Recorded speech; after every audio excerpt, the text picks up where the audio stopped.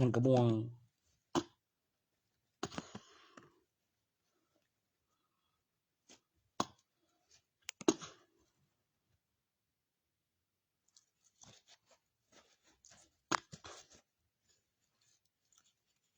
กี่ขันยังวะตัวนี้คิวมองวัดประกาศนึง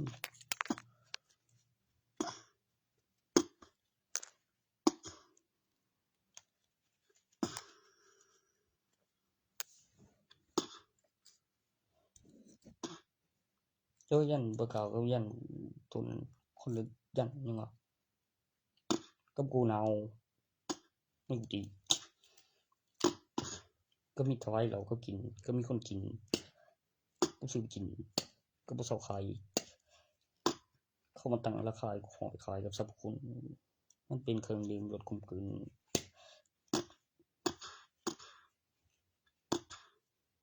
ได้คือเปิดเองแล้วก็มีทุนแบบเบิดปีเลี้ยวใส่ไว้นี่เลี้ยวกุฏิส่วนตัวก็บอกไว้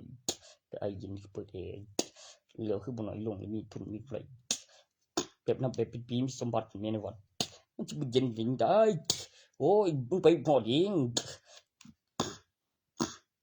ทุกน้ำหนาวดีปูใส่ผมดิโอ้แม่นอยู่ก็ได้ปีนึงมึงเนี่ยโอ้คนเดียวจะก็เองก็บอกไว้ดอก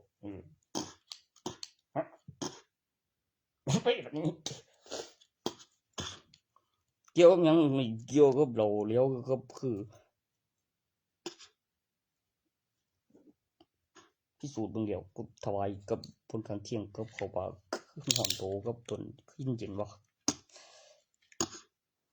เติมน้ำยาแอร์บ่แม่นเลยเป็นน้ำยาว่าจันบ่คือเปิดแอร์นี่ระยะในห้องตัวบุทะลุนั่นกับเราเห็นหอนเป็นไปได้บ่ก็กินเด้เห็นหอนโอ้หอนตัวไม่ต้องอ่านว่าถวายบ่เดี๋ยวก็มีคนไปกินคือเขา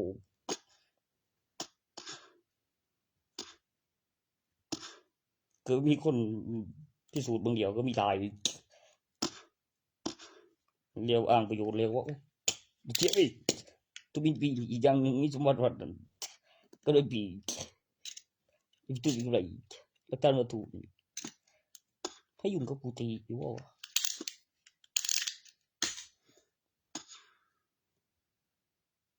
สิมึงจะกูเองแท้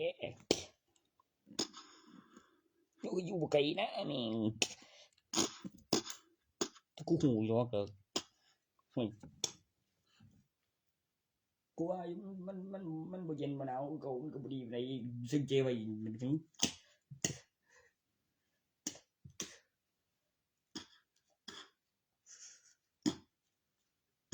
กูยกมายังอยู่บ้านพี่ช่วยแม่ก็กูยกแล้วผมอยู่บ้านกู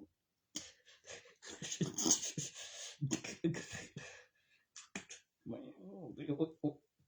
บ่แม่นเลย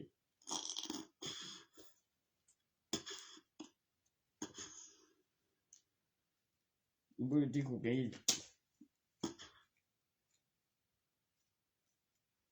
ซึ่งกูนี่บ่ได้ไปหรอก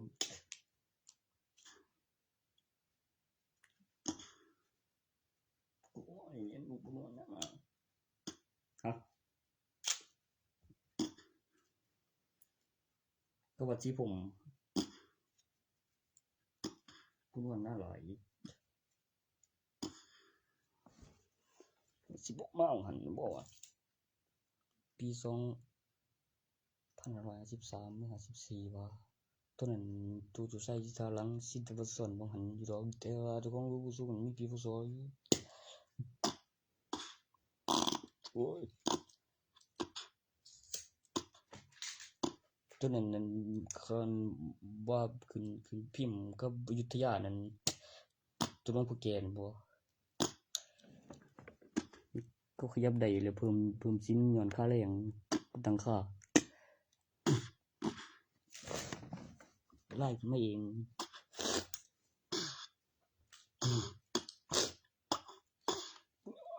ลูกชายเราบ่กับตัวนี้กับตำรวจ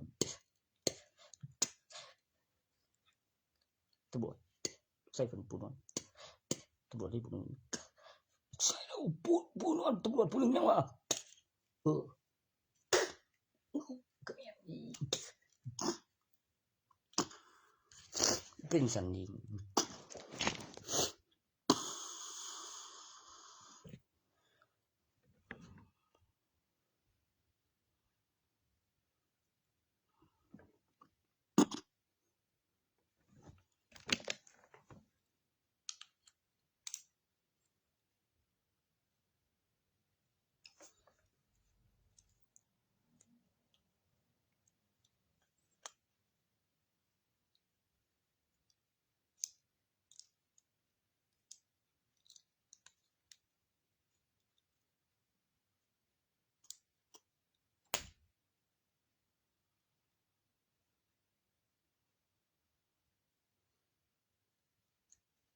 เป็นสันนี่ก็แม่นอีหลี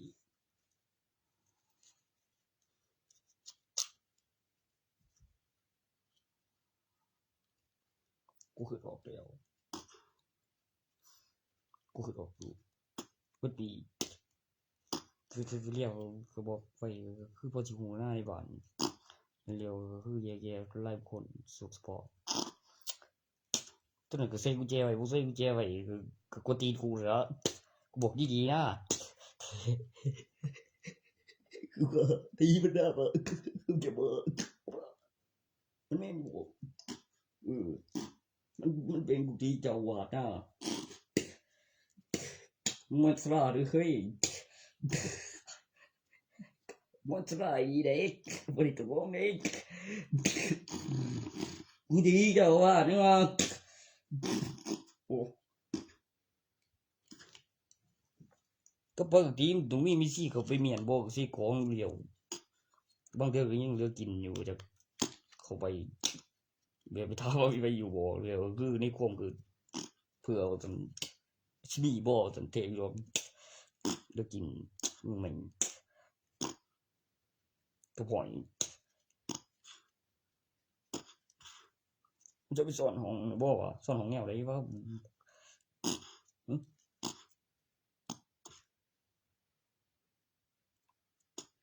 ครับปิดไว้ใส่ใจปานนั้นจุสอนห้องแนวใดวะเฮ้ยเจ้าของแล้วผู้เมียนมันคิดไปเองครับไปโอ้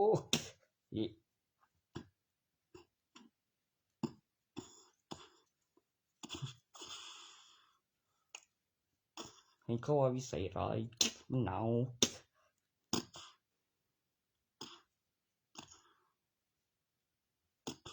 เขาก็มีวิสาไว้เจ้ากูเบิ่งเดี๋ยวมันสิโทรกูสิโทรข้างบ่คืออยู่ตรงกูสิจีบแล้วข้างมันอยู่ดอกรวยหวยบ่มีปันเคิงต่างหากเว้ยแล้วมีแผ่นเหล็กมาเป็นอย่างกับวัตถุเขาตายเด้อออกนอกประเทศแล้วคือหยังบ่นั่นบ่หยังก็มาจากต่างประเทศว่าสิไปหาสาวฝรั่งว่าบูยแมนจังดังก็เมียอยู่ที่สอนสมัย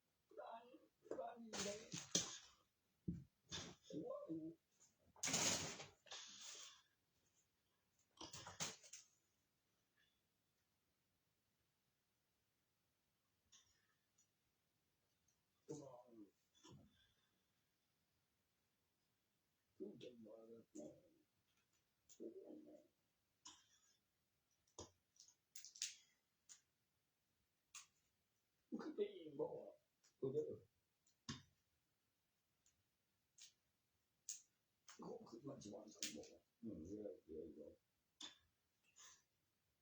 คือมันเขาไปอธิษฐานจิตว่าอยากเลี้ยงบุรณะ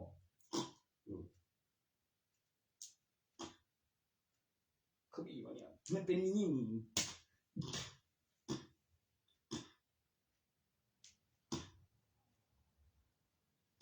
เป็นยิ่งไงวะก็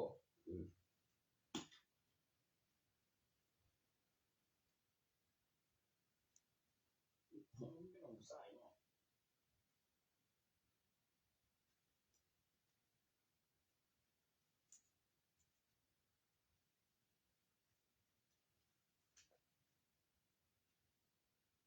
ผมใส่ที่ได้อยู่หรอ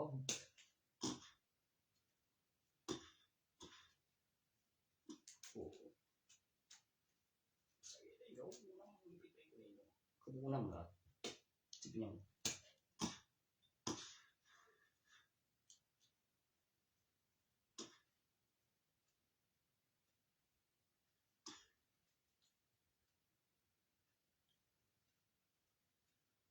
แม่หูน้ำเนี่ยก็ว่าหูน้ำ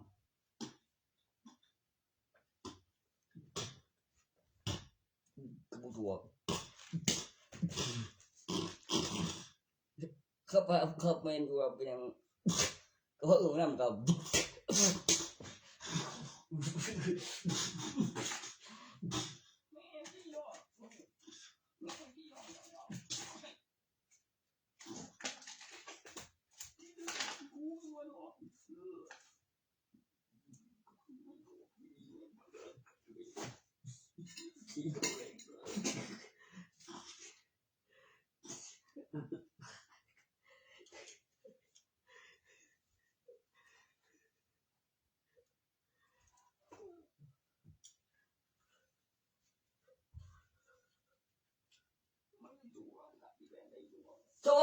ตัวนั้นถูกว่าไม่หรอก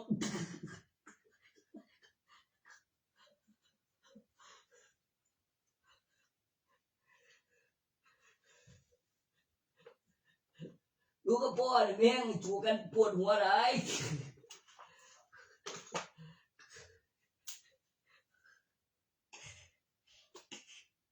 สู้วันที่ปวดหัวอีก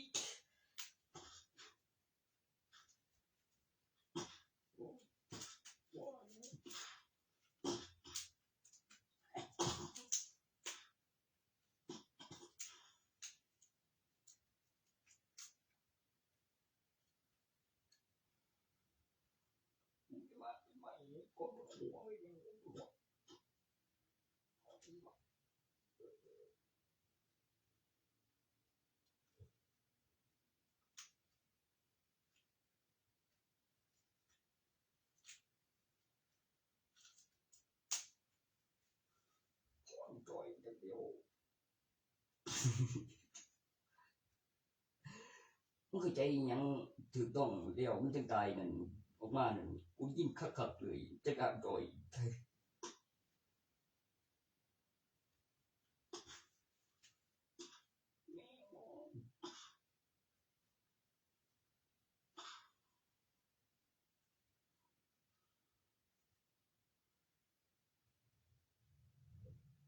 วันโอ้ก็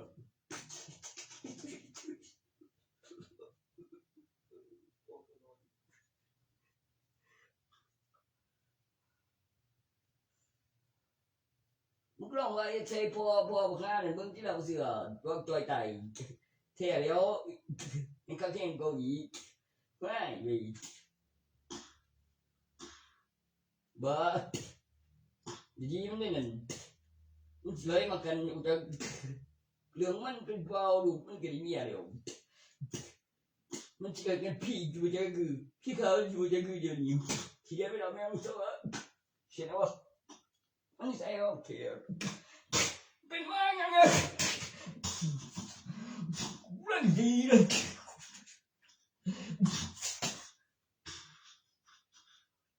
บอยเขาไม่บอกปนันป่ะก็อีลีได้ล่ะอีลีได้กูว่าอีลีนี่ไปอีตามอยู่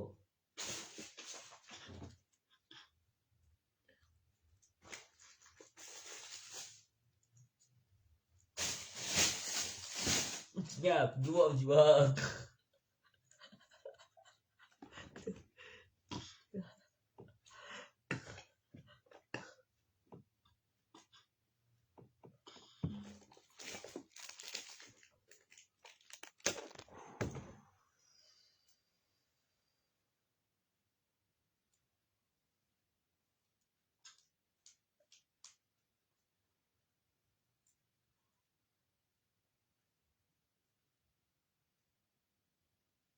ใช่ไหมนี่บอกว่า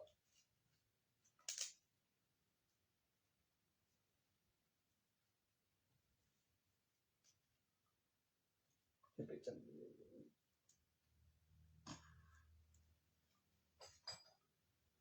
เดี๋ยวบางทีพอเจอดาวแล้วนี่มันก็บ่ได้วางฉันห่วยพี่ฝันซื้อเหรอกูดีกูบอกเดียวเบิ่งเสียงปืนใหญ่พันเจอว่า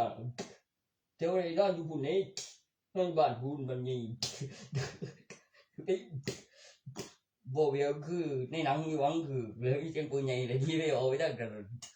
ก็ฝัน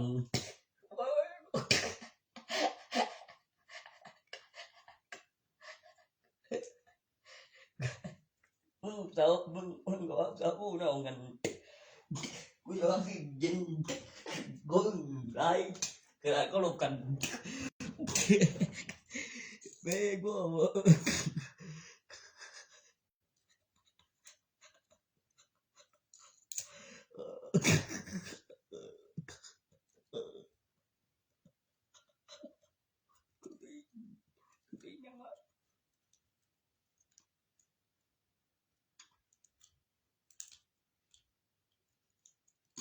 ถึงพอได้เหมือนฝันเลย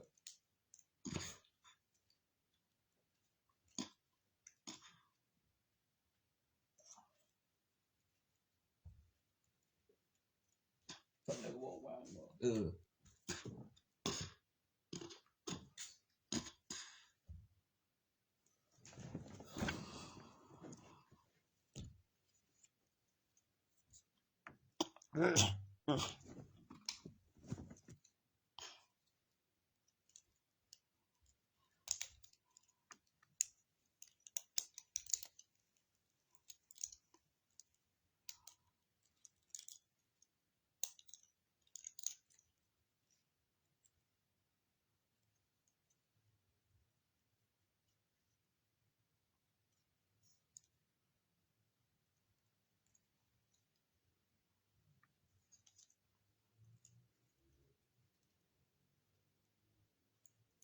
จะมา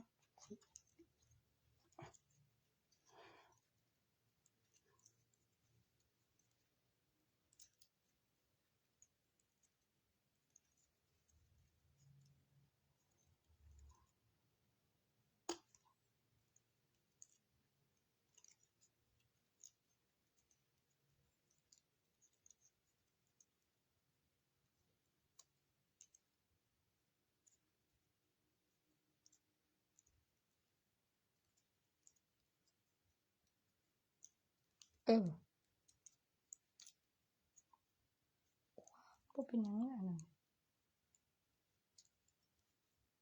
เป็นจังเป็นยังคนเนี่ยเลยว่ามันก็บ่เป็นบ้าเลยเอามันสิว่าหยังก็จริงๆก็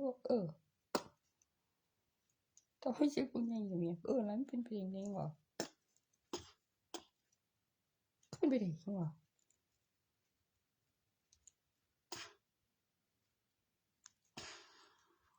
หรือสิแม่นบ่มีสถานการณ์แบบใหญ่เขา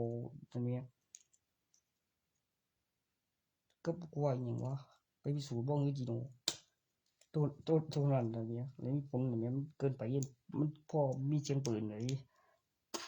กลัวอยู่ตายแล้วนะกลัวอยู่โดนกูเด้อเคยวนมึงหน้าอีกขาแม่งเลย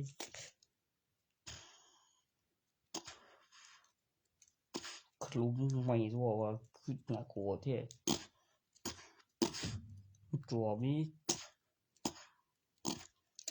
เขามันเฮือนกูได้จังได๋วะ รีวิวแต่มันเจอคือเห็ดหยานบ่ว่ามันเล็กหน่อยธรรมดาครับพี่รอบตัวคือมาอยากกูฟังรู้กับเสียงในห้องกับน้องห้อง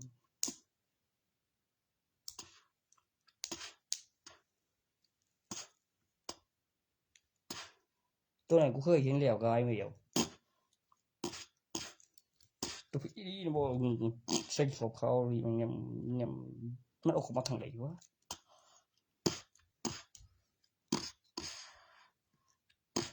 จังดีคือเห็นมีต้นโอ้ยเป็นพยานกูว่าวิดีโอตัวนั้นมันจะมีคนวิสูจน์อยู่พระองค์ทวนเลยกับตะการใส่กับเอกสารคุมคำแนะนำกำหนดเวลาทำขึ้นกับคำอธิบายวิดีโอเดี๋ยวเก็บคำแนะนำเป็นวิดีโอหรือพิมพ์เอกสารเดี๋ยวก็คือตั้งราคาที่ใส่พอบุญเปล่าแล้วบุญโชว์แล้วกำหนดเวลาอะไรอยู่ในห้องกับเรื่องกับประโยชน์นี่กล่องตัว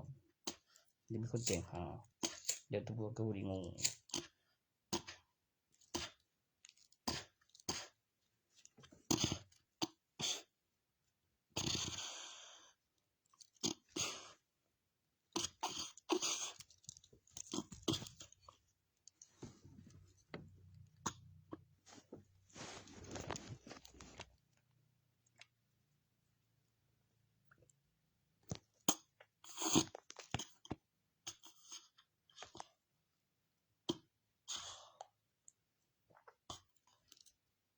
ที่สองแปลงเทวดาจุเลย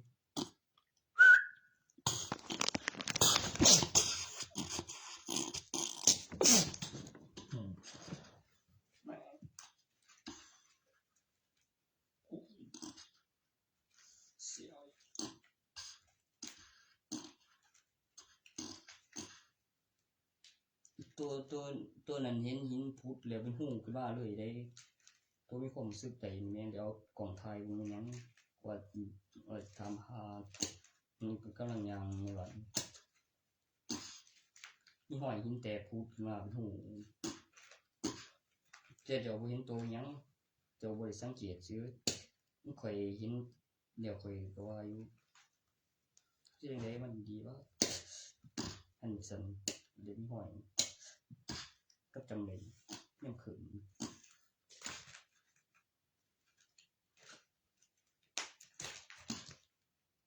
ตัวเลือก428เท่าไรอยู่ไว้ดิ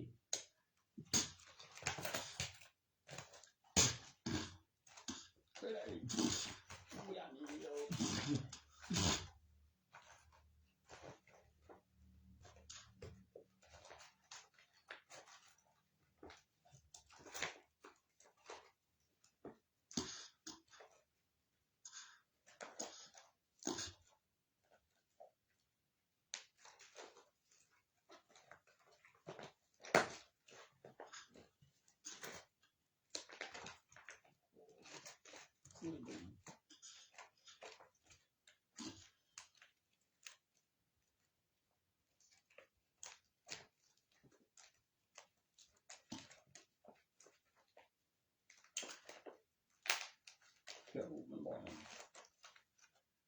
ต่อจากมือนักธุรกิจกำหนดเวลาเล่นสายไทยดูแล้วกับเอกสารโอ้เดี๋ยวเราตัวนักธุรกิจขันมาเจ้าขึ้นคือสิเราแจ้งเตือนไม่กำหนดเวลาโอ้เดี๋ยวมีเนื้อเราก็ไม่รู้ก็บอกว่าอีกอย่างเกิดมีพลังได้รับพลังจากวัตถุปลุกเสกและมีสรรพคุณมีหลักฐานวิดีโอเป็นลูกปลุกเสกปรุงรสนี่ตัวสอน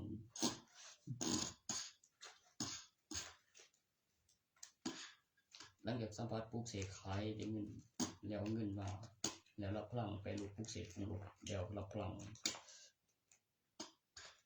หรือสูบหรือเสกได้มาเพาะแล้วเก็บหลักฐานวิดีโอบอกได้รับพลังจากวัตถุปลุกเสก อ้อุ๊อุ๊อุ๊อุ๊ทวนบ้าชื่อกันเอง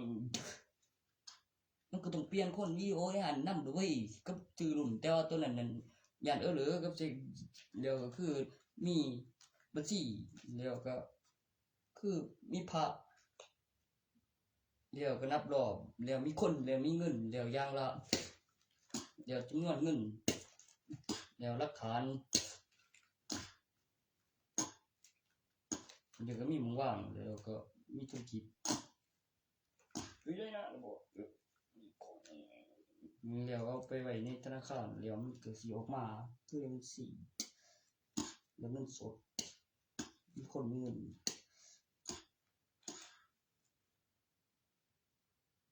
สูตรน้อยหน่อย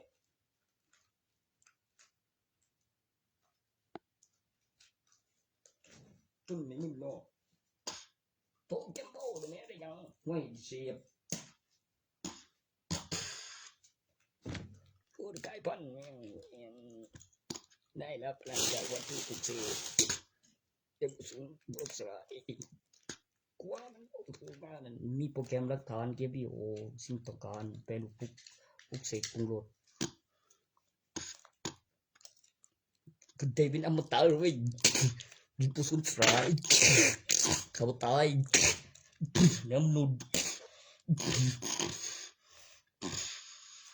โอ้กูไม่ได้ดูได้ตามมาต้นคนธรรมดาเลยเนี่ยไม่ใช่ตามมาต้นคนธรรมดา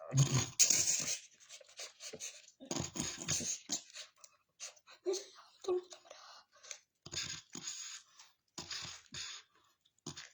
โอ้ยเร็วดูดูตายเสียตามกันครับ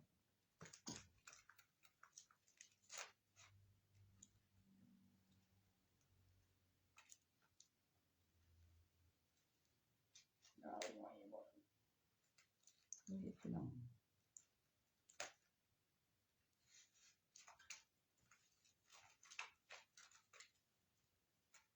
โต๊ะหันบอกเด็กได้ใครก็บอกไว้กับซันนี่กับองค์นั้นต่อจากได้มากกับนักธุรกิจโอ้หลอกต่อจากได้มากกับนักธุรกิจมันมีหลายตอนที่สันองค์นั้นมีหลายตอนในองค์ทวนนั้นแล้วทวนสับๆนั้นได้มากกับมือฐานหรือมือคู่ก็มีแต่เด็กครอบครองแล้วก็มีบทมีคนละอย่างคนละแบบพอสิได้จังไดกับหลักการใส่มันเป็นเทวดาองค์นั้นมันว่าเป็นเทพ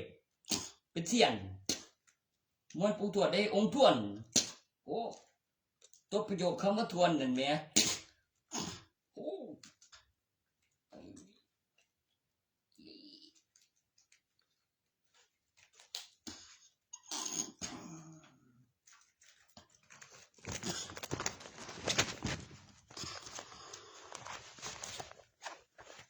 เสียยาตัวกันโอ้วัวติดเดียว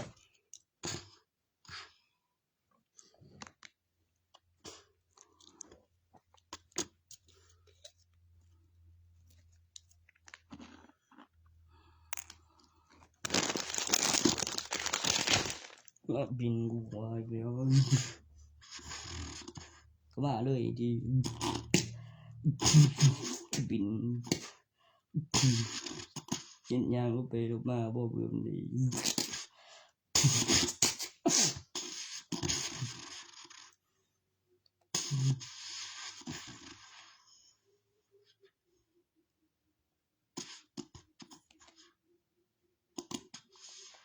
110จึงเทวดาจะรวยประโยคปลุกเสก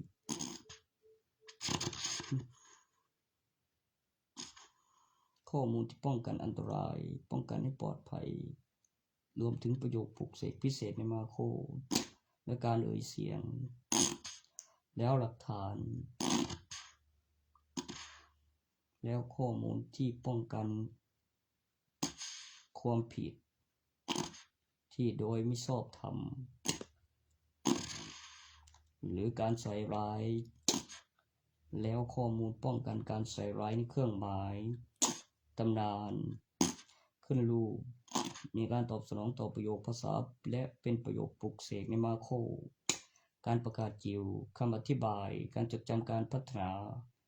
หลักฐานรูปแบบตัวอย่างการทำงานเป็นวิดีโอความรู้สึกในอกในใจ147เทวดาน่าจะรวย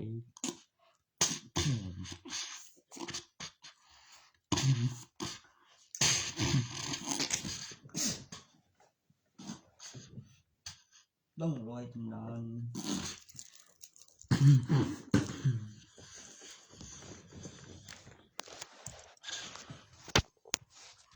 เครื่องหมายตำนานและรูปแบบตัวอย่างของร่องรอย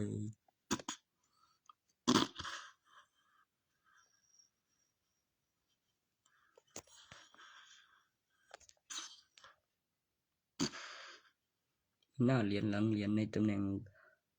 ตำนานร่องรอยมันเป็นรอยตอกร่องรอยต่างจากรอยพิมพ์และมีค่าตอกและมีแบบหลักฐานเวลาในกล้องวงจรภาพถ่ายและเกี่ยวกับบัตรประชาชนข้อมูลผู้ครอบครองและครอบครองต่อจากบัญชีและบัตรประชาชนกล้องวงจรเวลาในกล้องวงจรที่ตรงกันและการถ่ายทอดสดมันมีค่าตอกเพิ่มเข้ามาในค่าตั้งราคาของค่าขึ้นรูปมันมีบัญชีแล้วมีเงินจริงและมีเครื่องหมายโอ้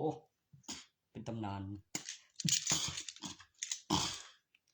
ปลุกเสกแล้วก็ร่องรอยที่ไม่สูญสลายเป็นสิ่งของมีค่ามีราคา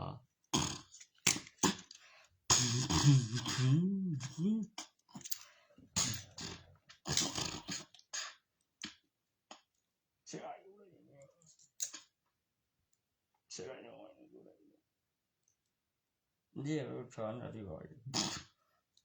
กลัวจะลิขสิทธิ์ของแกโอ้ยหลวงปู่ใส่ไว้ก่อนนั่นคือไปสแกนในคำอธิบายมันสีต่อยมันคำสีมีสีมีเงินจริงหรือบ่มีหนีแล้วมีบินมีกำไรคงสังขารทุกสิ่ง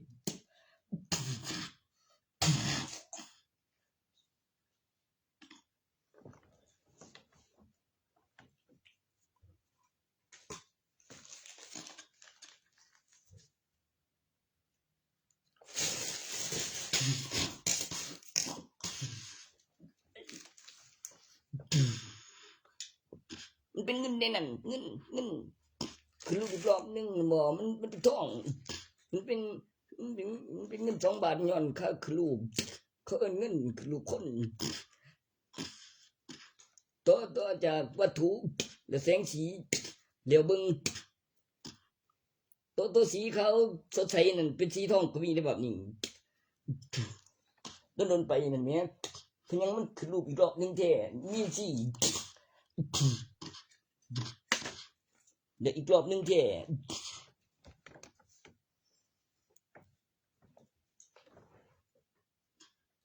คุยใส่ย่องหันโอ้ยเฮียบ่มีหน้าบ่มียาเลย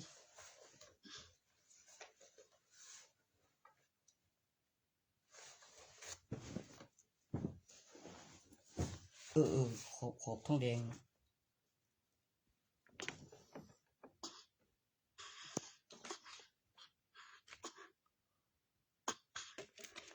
ขอบทองแดง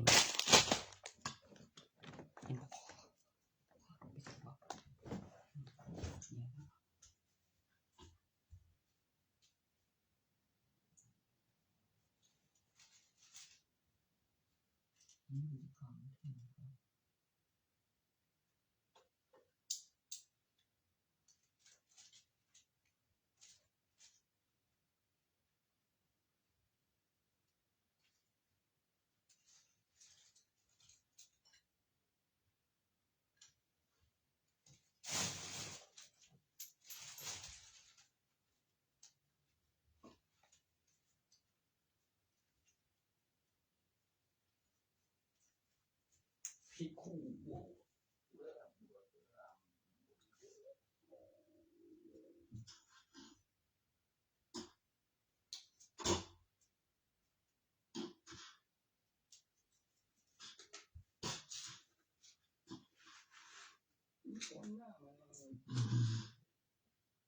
ฮะว่ากันที่ยี่ตรงกัน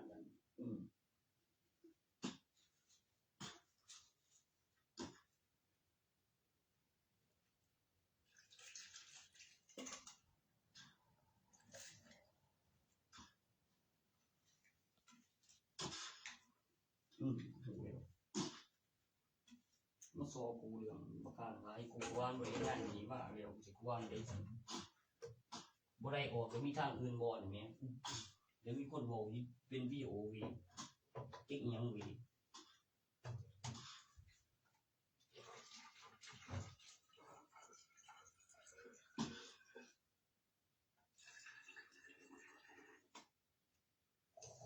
กันบ่นไปคือบ่ได้บ้านยังไปแล้ววี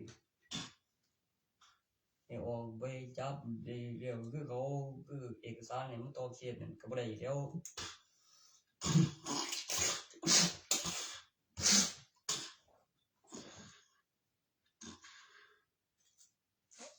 มันไปแล้วเว้ยเดี๋ยวมีพยานกูเก็ตมาโดนเลยเว้ยไปจับให้ดีๆแล้วก็เป็นอำเภอนั่นก็เดือน4เลยกูกินฐาน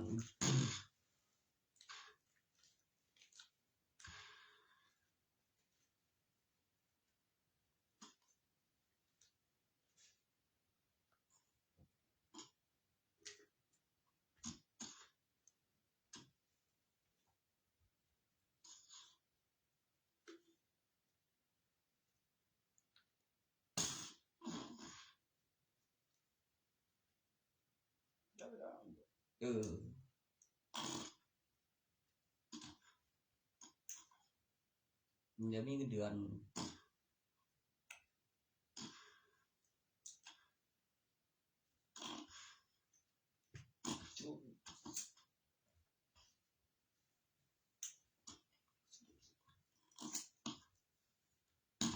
2 ปีในบุญญาเนาะเมื่อเงินในข้างกลางคือผลิตไปนำอยู่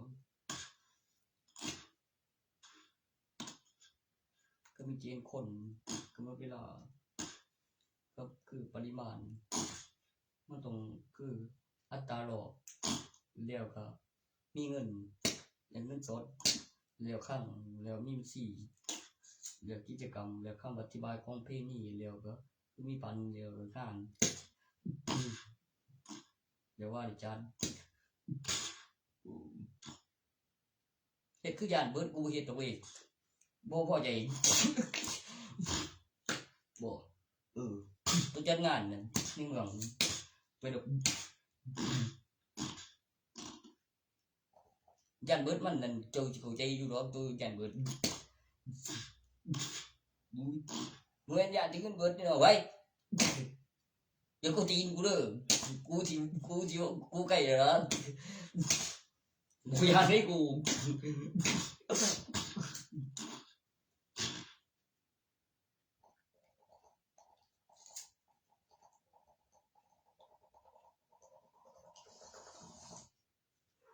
ในเมืองก็ได้เ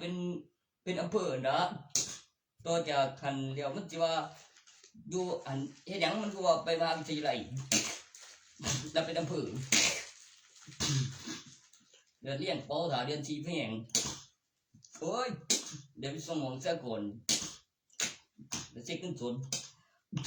เดี๋ยวมีเงินเดือนยามคืนเดี๋ยวมียามเว้นมีแนวกินได้อยู่แนวกินตัวยาซื้อเองกับหยอดเหรียญนั่นคือควบจริง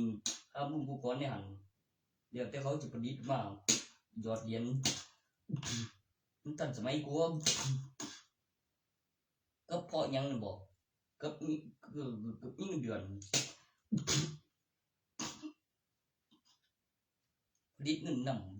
ำเกณฑ์ขนกำหนดเวลาเดี๋ยวก็มีบัญชีมี ATM เหลือเส้นสัญญาก็ปีสอง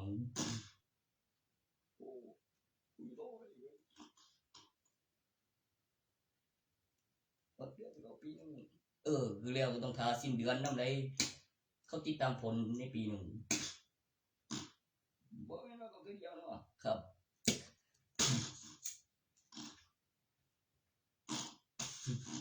ข้าทหารก็ประกันชีวิตหลังจากหันไปบอกจะได้กลับมาอีกหรือบ่ได้กลับมาอีกบอกก็คืออย่างนี้กับการนี้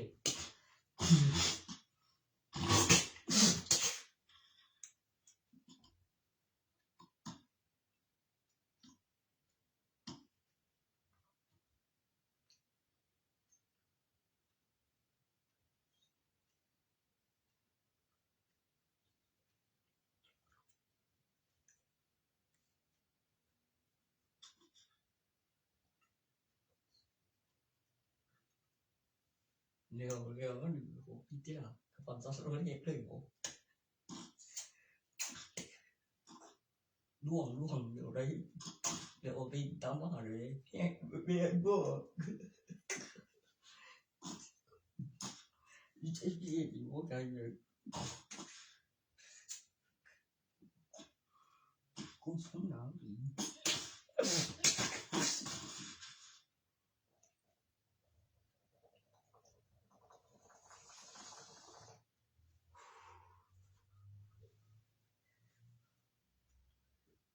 ล่วง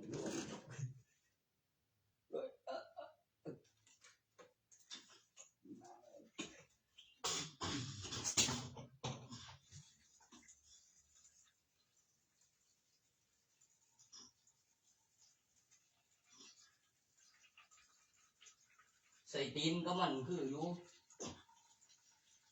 เทียงเขาตัวอย่าง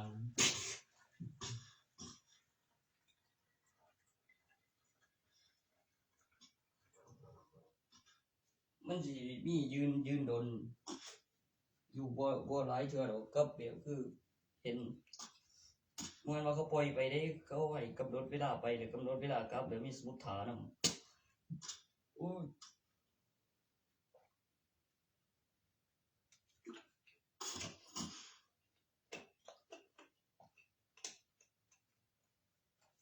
สู้ปีสองนั่นไปจนเกินไปนั่นคือมีเอกสารสิทธิ์ยาเดียวคือต้องมีบินในปีสองกับเงินเดือนของสิ้นเดือนเป็นตัวเลขทั้งจากฝึกมาปีหนึ่งก็มันที่มีมองว่างมันบ่ดีอย่าง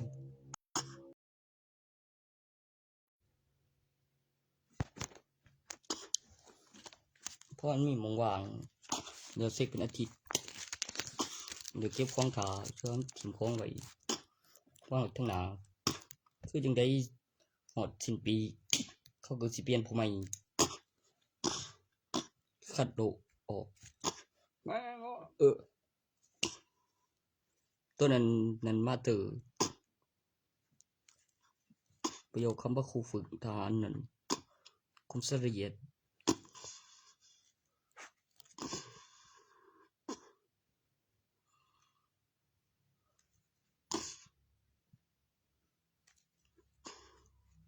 ก็เรียกต่อบัตรหรือคือลูกจ่ายเงินสดต่อจะมีเงินเดือนเป็นสตาร์ทว่าต่อคู่แล้วมีค่าฝากแล้วสังเกตเบิ่งอยู่ต่อปีหนึ่งแล้วนับปีพ่อมีบัตรใบทะเบียนบ้านแล้วผู้อยู่รุ่นเป็นผมยังยืนเรื่องเอาใบทะเบียนบ้านเดียวเลยไปเก็บรู้ยังก็เก็บบ่คือที่บ่เก็บนี่ไปทะเบียนบ้านตัวของพักกูยังว่าอยู่แต่ก็เปิดอยู่หลอดเดียวก็เบิดขึ้นนั่นไปเดือนมันก็บ่เก็บหรอก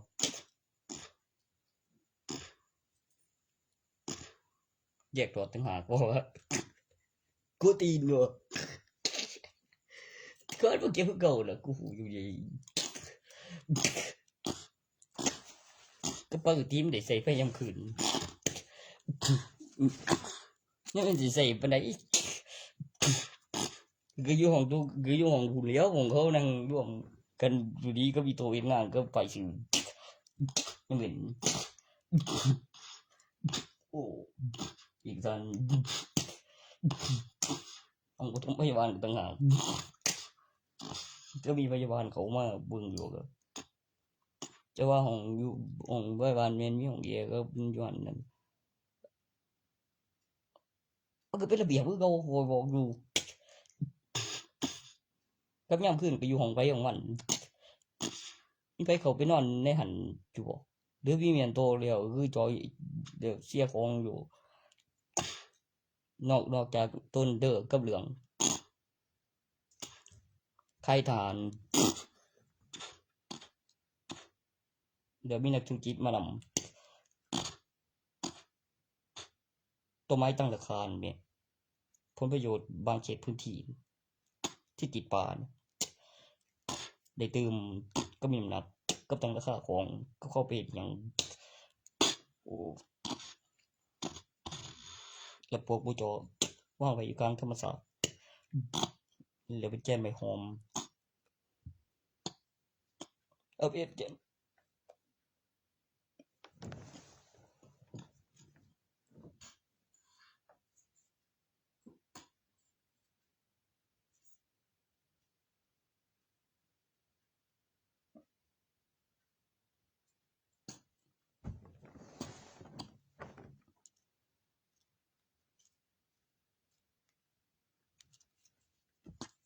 เฮ็ดได้บ่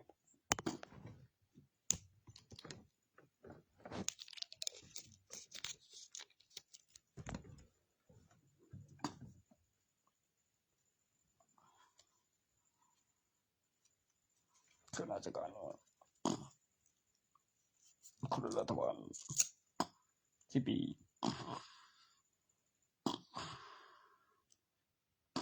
ต่อจากระดับมัธยมไปมหาวิทยาลัย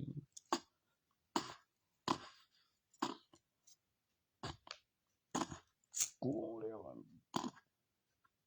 กำลังสิเข้า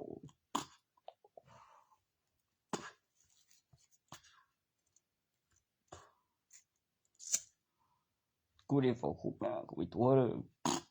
กูไปถามมึงคักอยู่ก็มีแต่มึงถามกูมึงแม่นคันไม้ยามใดเขาจึงสิเซาตามจับครับก็ย้อนตำรวจถ้าก็เปลี่ยนก็บ่ได้ใส่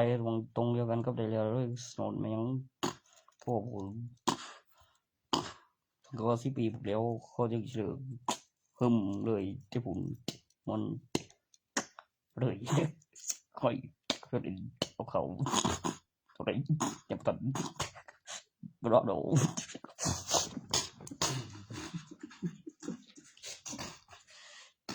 พอเลิกสูบบุหรี่ขึ้นศาลแล้วมันพอเจ้าว่าพื้นที่เก่าๆแล้วแต่ละกันล่ะจนมันถึงยังกูที่อยู่อีเองแม่นอยู่แท้แม่นอยู่มันก็สิว่าโตๆมาไว้ว่าที่มันจะไปเฮ็ดบ่แล้วลูกเฮ็ดบ่อะไรเลยไม่ตัดก็ได้เอาอย่างเลย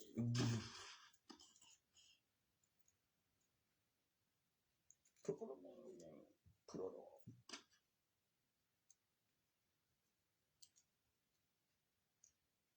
ก็ยังว่ากูจะไปนอนเมืองหนองกูไปมาแล้วกับจากการมาแล้วว้ายข้าแม่งเอ้ยกูไปยังว่าโอ้ย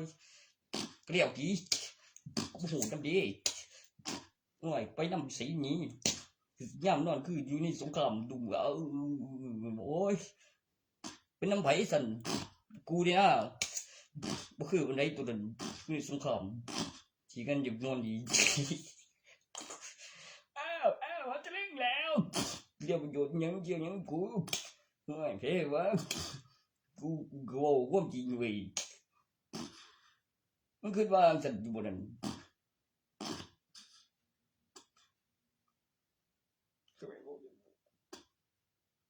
จะยังแหม่งเอ้ย เสื่อมครับ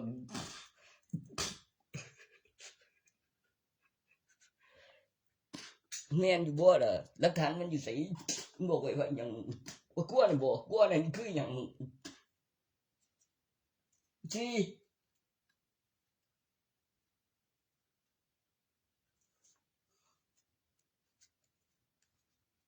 ของกูคือมึงแก่แล้วเลยที่ไม่บอกไว้นั่นนึกมึงเก็บรูปแบบตัวอย่างในฟรีไฟแล้วก็เลือกไอเทมตอนเก็บอยู่บ่แล้วก็มาบอกเป็นขบวนท่าเลือกแล้วเลือกอีกแล้วใส่กระเป๋าปั๊บนั่นแหมอันนั้นก็รูปแบบโปรแกรมเว้ยตัวเหลืองก็เปลี่ยนใหม่ทั้งสกอร์อะไรอย่างนั้นแต่นี่ก็กูอีกได้ตัวบอกไว้มันอีหยังทะลึ่งบอก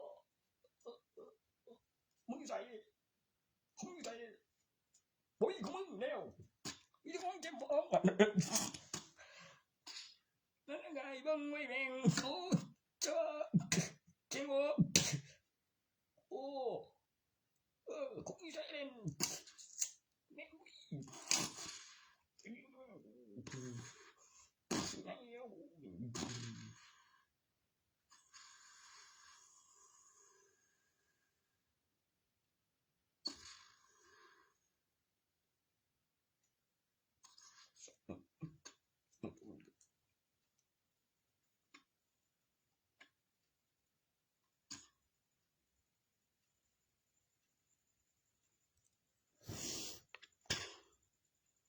คันว่าอีกผู้หนึงก็ว่าย้อนมันแล้วมันก็คือประโยชน์แล้วมันก็สั่งใจนั่นนะโอ้ยง่ายได้คือใส่ขอให้ลืมเยอะดูมาเรื่องเดี๋ยวบอกยิง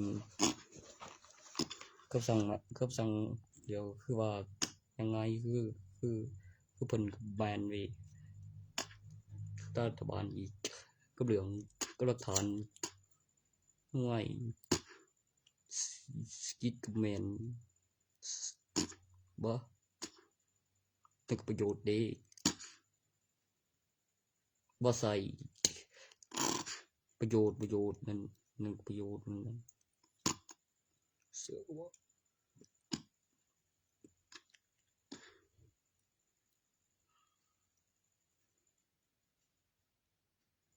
ง่ายปัจจุบันยึดจับอยู่บ่ว่า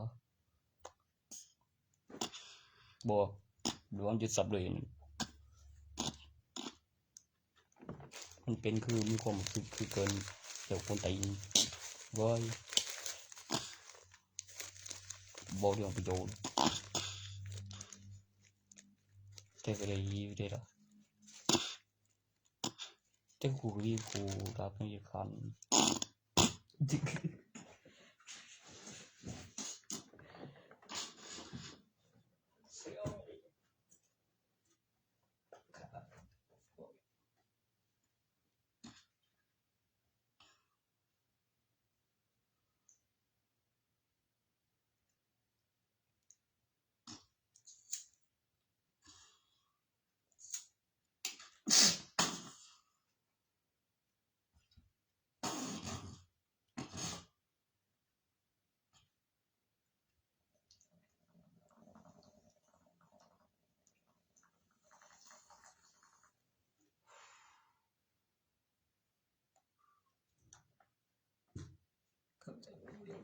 มันบันตายเหลือไป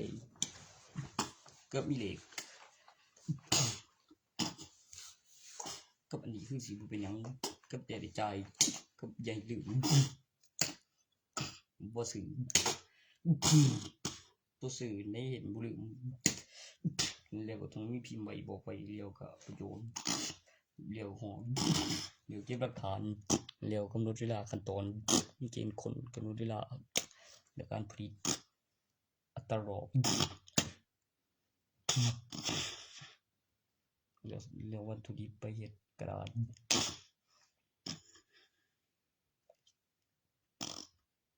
แล้วตั้งราคา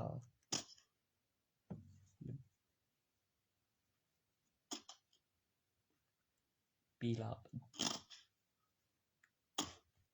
ขั้นต่ำก็สูญสลายหมู่น้อยลงและก็เรียน โ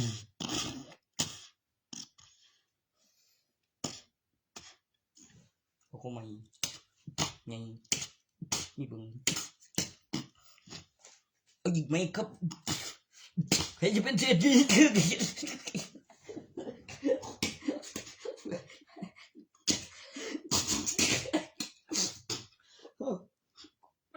มันกูตีนกูแล้วบัดนี้จะยิงกับพูดเบี้ยมาเลย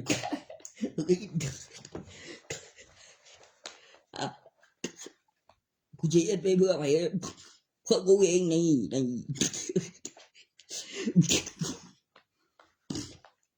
กระเบนแน่นอนแล้ว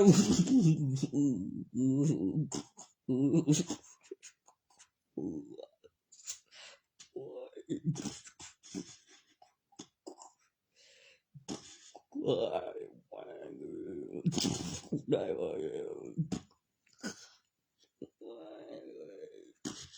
เป็นไงแล้วที่ไหนเป็นอะไรไหมกระ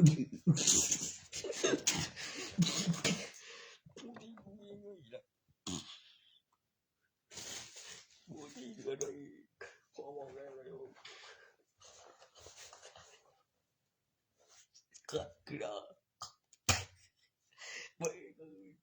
กูบอกแล้วแม่งตัวบ่าวโอ้ย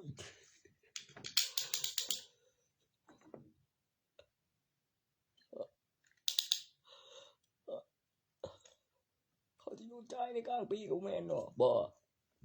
มีโทษถึงไปเอาเงินไปประกันนั่นมันก็ต้องปรึกษาผู้ปกครองหรือเจ้าของเบิดแล้วอีหลีก็ต้องไปจับคุกด้วยคือผมบอกคุณได้เท่านั้น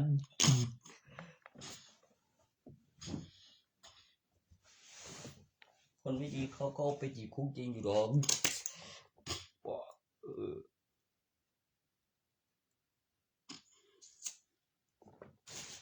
ต้นไก่ใส่วะอยู่ได้เลยท้องโอ้ยเสียดาย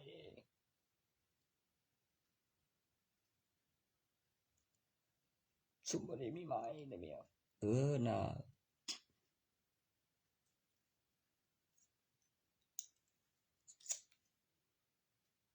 กูนี่ไปก่อนอยู่ดอกกับกิโดคือบ่ได้ไปมหาวิทยาลัยแต่ว่าคือสิไปอ้างอิทธิพลโตนั่งคุยกันแล้วอ้างอิทธิพลในเมืองครูกิโดเคยว่าแนวนั้นบ่ว่าว้ายบ่อ้ายมึงเว้าคือดุยน่ะเสือกูบ่ว่าตุยต่ำสเตย์เลยว่าต้องไปหาทุกคนในเมืองตัวยังคือกูมันเป็นใบจิล่ะยังพูนเมืองกูจึงเคย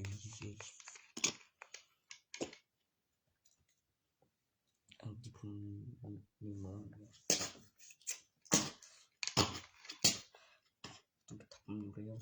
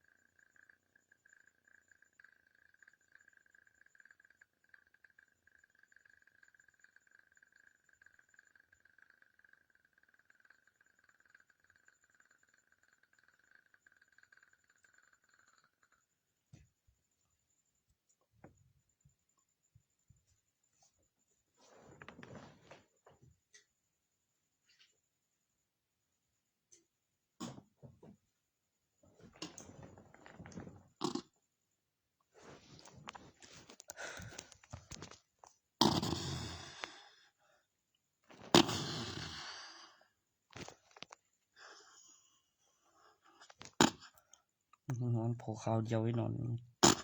เสื้อปักสองเป็นขึ้น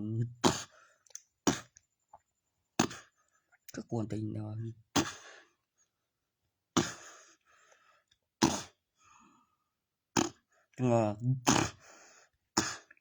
จังก็บอกมันบ่ได้กูบอกมันตีนถือมาเองมัน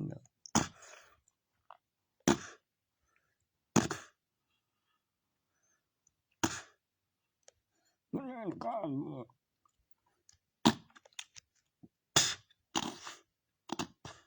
กะแม่นไผสินังว่าเกเป็นนั่นเดียวมันสิทำตาเป็นหยังโอ้ยนี่กลัวอีกเนาะ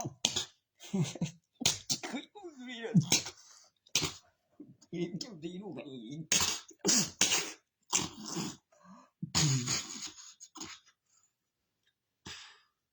กูสิคิดว่าติงกูนี่โดน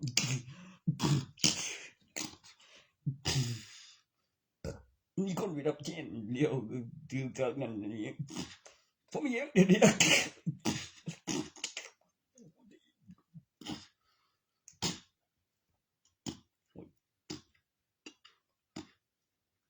ถือยัง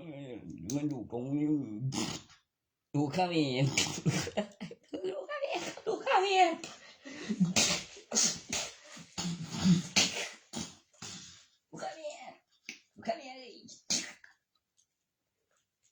คุณรับดูข้ามีดูข้ามี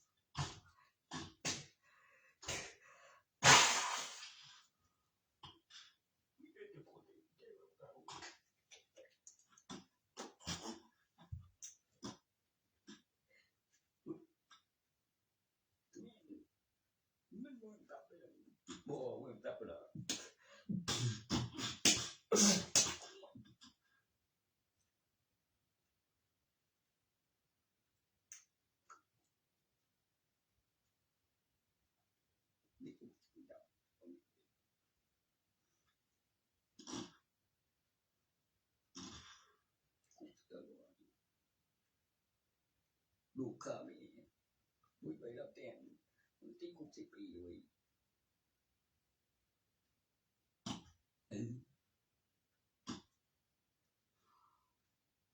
ขี้ไหลมันก็บ่ดอกอีชานเฮ้ยงง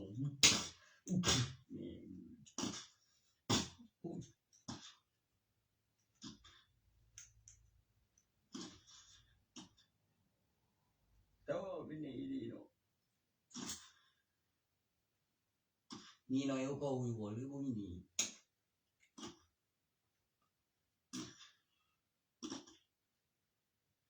สิมีอาการยิ้มเขาแล้วคือปวดหัวคือบ่ไหวแล้วต้องไปหาหมอก็บ่แม่นแนวทนก็อีทางข้างกับพยาบาลแต่มันเสียดไปหยังวะก็เกิน10 ปีก็บ่ทันถึง10 ปีมันอยู่คนละหม่องกับกูจังว่าโอ้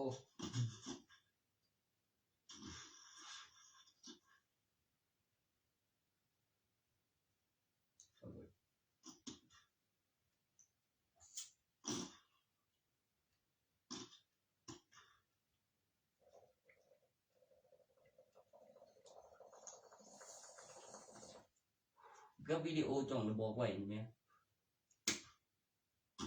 เดี๋ยวกูหูซากันนั่นกูเฮ็ดเป็นอยู่นี่เว้ยพอผู้งามบ่แข็งหำบ่แข็งก็มีคันว่าเมียผู้อื่นเดี๋ยวให้ได้ช่วยดอกตะโกน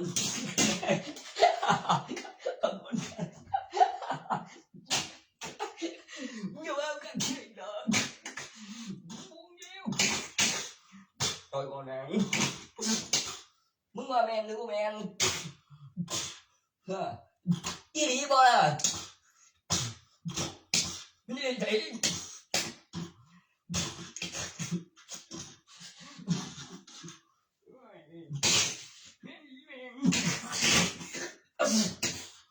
ไปน้ำเลยอียามาเลยอีมัน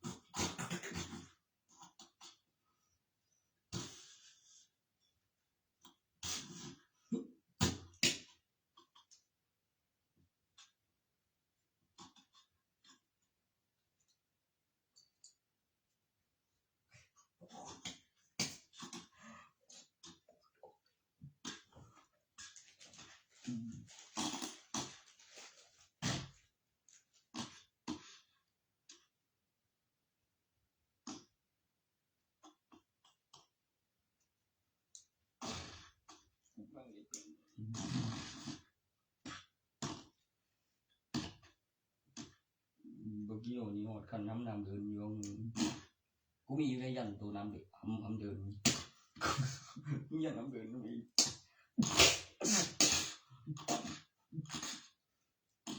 ยันน้ำเดินมี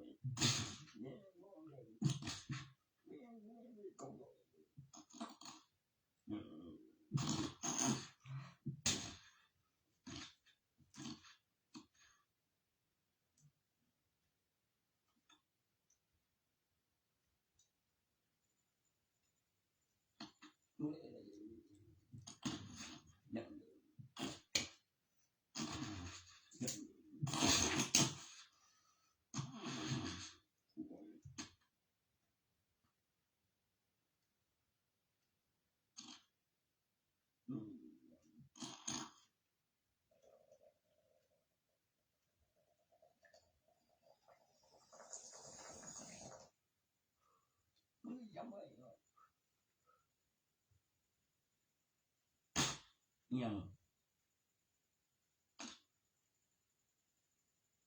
ไปจำอะไรเชื่อจำอะไรโต๊ะที่บุกเล่นกันไหมชีวิตสงเองเนี่ย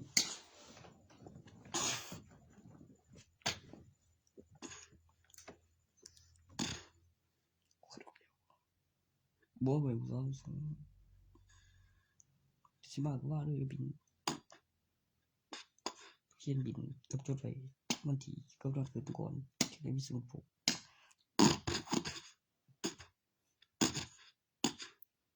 กูก็ว่าจังแล้วก็เลยสดแล้วขึ้นก่อนที่มึงเดี๋ยวเปิดดูในสมุดมีรายชื่อแล้วว่าเส้นหยังจะจึงจะพากต่อจริงมันจะเว้นให้เขาย่างลงไปลงมา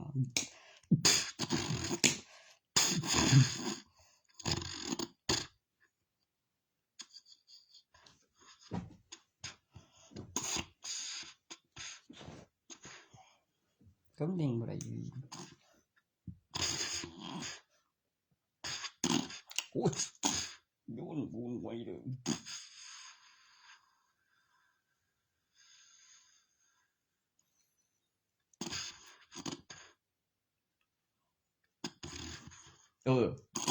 สิว่า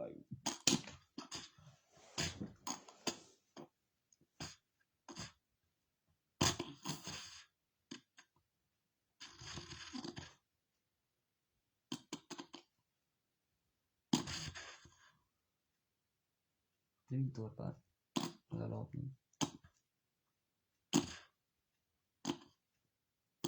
ผู้ส่งก็ผู้เซ็นรับก็เวลามึงสิเหลือหยังซั่นโอ้ยพอถือกฎหมายแล้วก็ไปอายุกับเวลาขายก็มันโจรก็ไม่ได้บ่หลายคนกระทาแล้วสิโอ้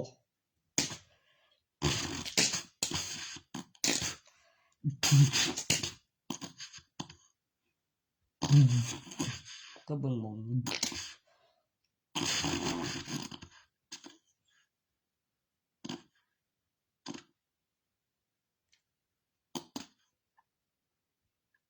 นี่มันเป็นแล้ว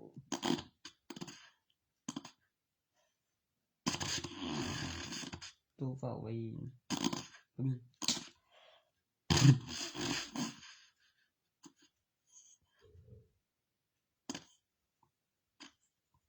ก็มาขายยังเป็นก็มี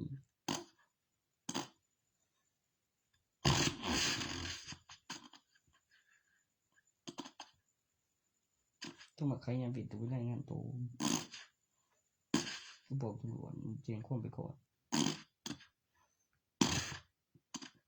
เดี๋ยวมันก็มีคนแจ้งความตามมาว่าขายโอ้เดี๋ยวถามว่าเป็นไผเดี๋ยวมีผลโอ้ยมียาเยอะด่วนมีเฮ็ดให้หวยเป็นหยังเพิ่นบ่ได้ขายเดี๋ยวสิหายว่าเฮ็ดงานเคยมันหายไปตัวนึงเฮ็ดงานยังบ่ก็ต้องไปกับบุตรเฝ้าว่างสายแจ้งลินพอตอบว่าไปแจ้งมาต้องไปโอ้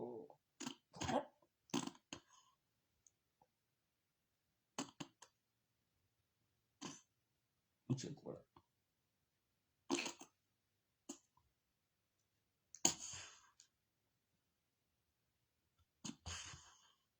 คือไว้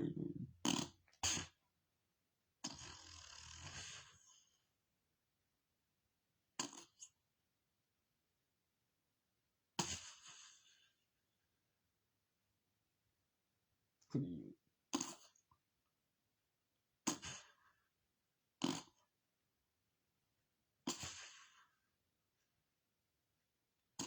โอ้ย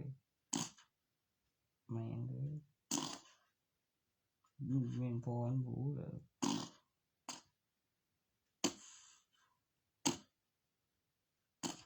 โอ้ย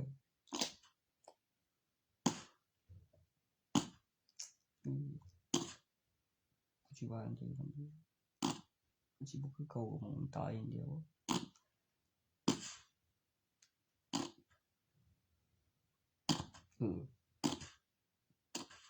มันเลยเป็นซั่น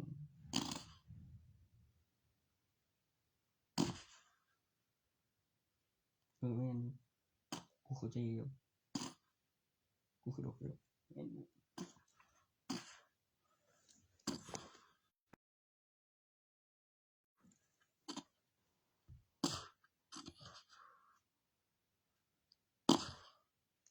นอนก็เป็นนอนที่มื้อบ่แช่ก็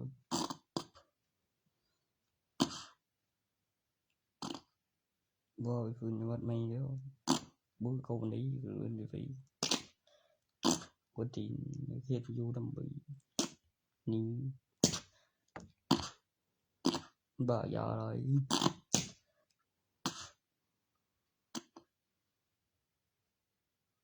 ก็จะเอาไม่พ้นใจบ่อยากกลัว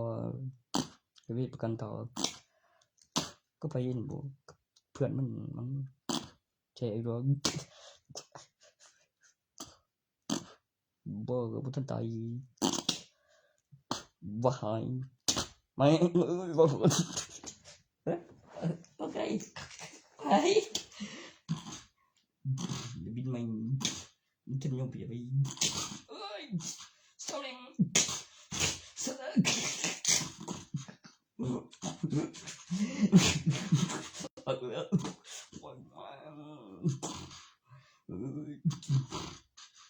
มันเป็นยังกูบ้ายาเลย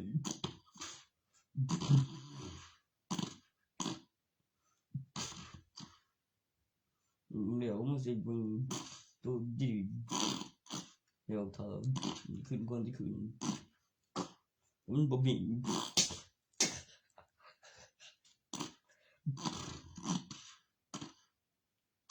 โอ้สิถุงอยู่ไผสิงเงาจะดีเรื่องบ่คือบ่ยอมบ่ตรงนี้อินมาเลยเป็นจริงนะ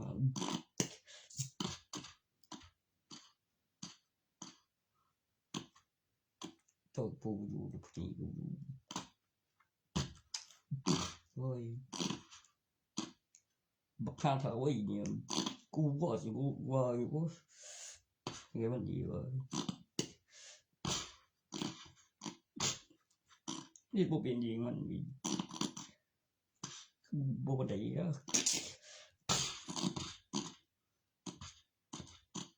ถ้าเกิดเป็นจริงเห็นมันวิธีเดี๋ยวเข้าไตได้ตรงมันโดนถือปืนเจ๋ยกว่าฉัน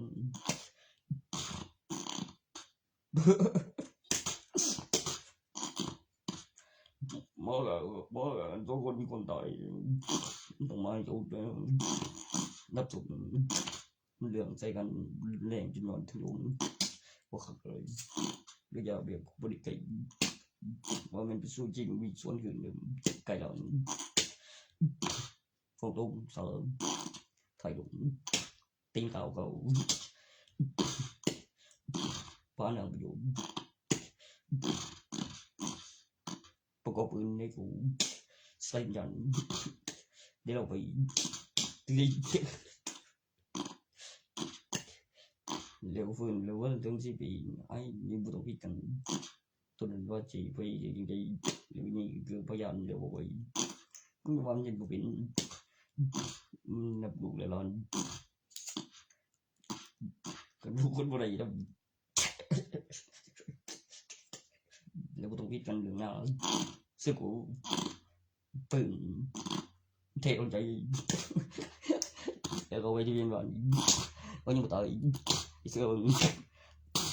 เพิ่นก็เลยสิฝากอีหยังโตนบ่ไอ้เศร้าซะแม่งสิม่วนอยู่บ่มาอยู่นึงซื้อสกุลเก่าแม่นอีก็มีตัวตนได้ไปทะเบียนบ้านมีเบิ่งใน YouTube คือบอกจำบ้านมีสัญญาณบ่ง่ายคือใครสิดอกที่กูไว้ว่าบ่เรื่องไอ้ทุนไปบ่ไอ้ทุนจะไปเอาที่กูใส่คนมันมีก็บ่ไปเอาแล้วดึงก่อนก็ สังเกตสถานการณ์ก่อนดูมีตัวฝ่าพวกค่อยได้พวกเงินจะมันได้ล่ะกับสำยามถ่วงทุกทางออกไปแม่นได้ก็ปล่อยดูกองมีใจก็สุดถึงคนว่าคล้ายซอยมันก็ว่ามีรถ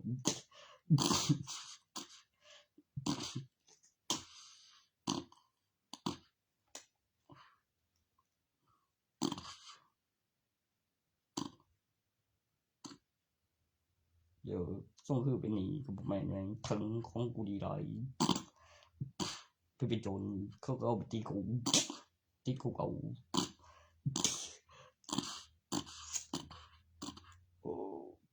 อยู่กับตำรวจเราว่าจังได๋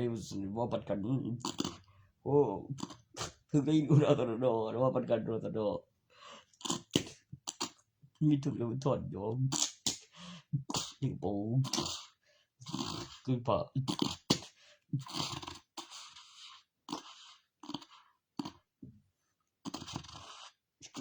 โอ้ยเสีย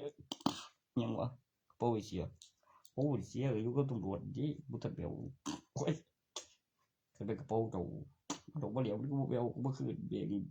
กูเงินจำนั้นบ่ได้ยังก็ได้เงินจำนั้นบ่ได้บ่กูบอกเลยกูไปเฮ็ดหยังไว้เดี๋ยวมึงมาเด้อกูฮู้ดีโอ้มาได้จังได๋เงียบก็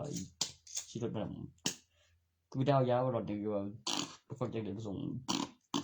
ดูกันให้มาตุ้งนึงกูได้50สตีนยีแม่งกูได้150เว้ยอยู่ก็คนตีนี้งูอยู่หลายได้ปานรถนึงจะไปติดคุกแล้วว่าโทษแบบคือปิดปากปิดตาแล้วบ่ให้อยู่แล้วโอ้ยเพิ่นไปว่าซั่นบ่แม่นดอกตัวเมียกูบ่ทันได้เชื่อดอกกูคือเป็นคนอีดิซั่นมันเงินได้เขามันงัดมันสิมาโทษกูได้จังได๋ว่างัดเข้าไปกำลังเฮ็ดแล้วไงกูต้องถามกุญแจดีๆสิเปิดเข้าไปแล้วเปิดหัวโอ้ยเทเอาใจกูเลยมึงเฮ็ดยังไงรอกูบ่ได้เฮ็ดเด้ออีกูกำลังเฮ็ดแล้วไงกูสิเป็นการเทจากดอกถ้ากุญแจกูกำลังเฮ็ดบ่ได้เอาห้องเอาคือได้หน่อยทุกที่กุญแจบ่ได้จักเทื่อจังได๋ล่ะกูบอกแล้วว่ากูสิเอาไปจังได๋บ่สะเทือนหัวไม่ใช่กูไทยดิ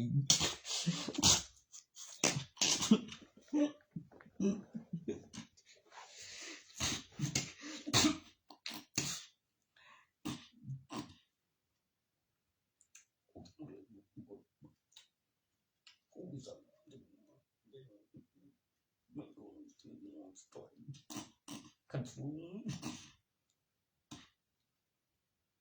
เสียดังลงข้างล่างนี่มึงโต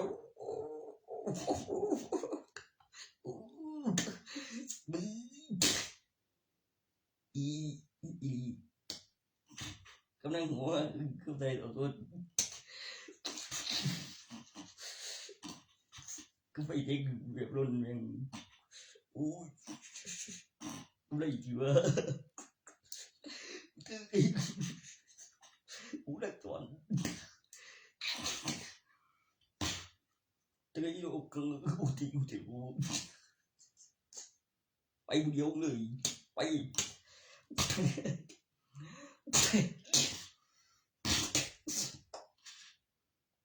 กูอยากจะแค่มันเนี่ยโอ้ยมึงก็บอกเหลือเจ็บก็ใส่มันยังเมือง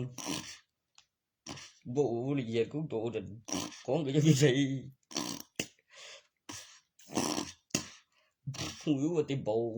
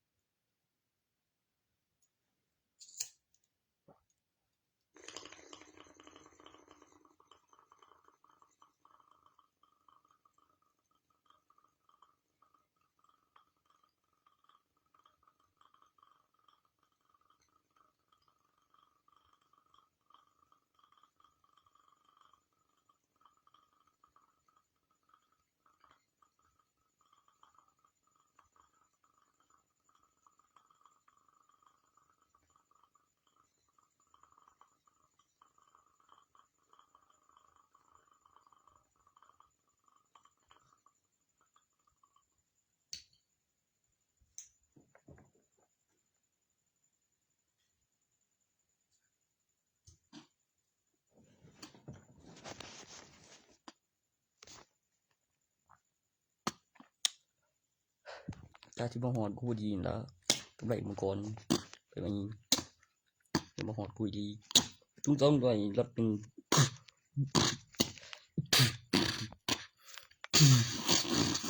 ยาวจุงต้องด้วยจิจุง